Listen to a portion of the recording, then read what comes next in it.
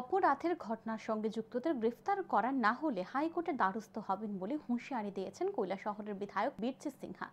এমনকি police super doctor DM এর আবাসের সামনে শত শত লোক নিয়ে ধর্নায় বসারও হুমকি দেন।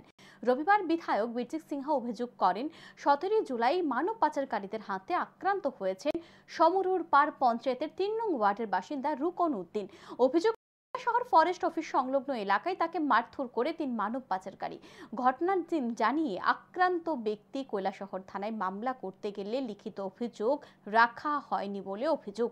রবিবার আক্রান্ত ব্যক্তি দেখা করেন বিধায়ক বীরজিৎ সিনহার সঙ্গে।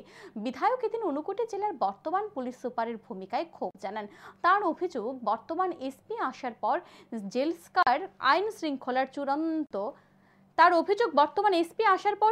আইন শৃঙ্খলার চূড়ান্ত অবনতি হয়েছে। তিনি জানান, অভিযুক্তদের বিরুদ্ধে ব্যবস্থা নেওয়ার জন্য চিঠি দিয়েছেন এসপিকে। চিঠির কপি পাঠিয়েছেন মুখ্যমন্ত্রী ও ডিজিপির কাছে। বিধায়ক জানান, প্রয়োজনে হাইকোর্টের দ্বারস্থ হবেন।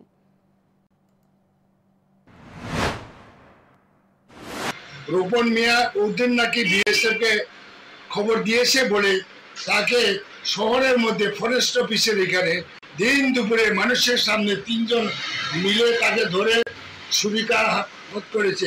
প্রচুর আঘাত, তার মাথার মধ্যে প্রচুর সেলাই, এবং তার বিধবা মা, তার শ্বশুর থানাতে গেছে, এফআইআর করেছে, এফআইআর কোনো গ্রহণ করেনি। এবং শুনেছি গোপন সূত্রে এসপি নাকি বলেছে সেই এফআইআর গ্রহণ করে। এবং আমি এসপিকে চিঠি লিখছি, যদি এসপি কোনো ভিড় ব্যবস্থা না নেয়, আমি হাইকোর্টে দ্বারস্থ হতে বাধ্য হব।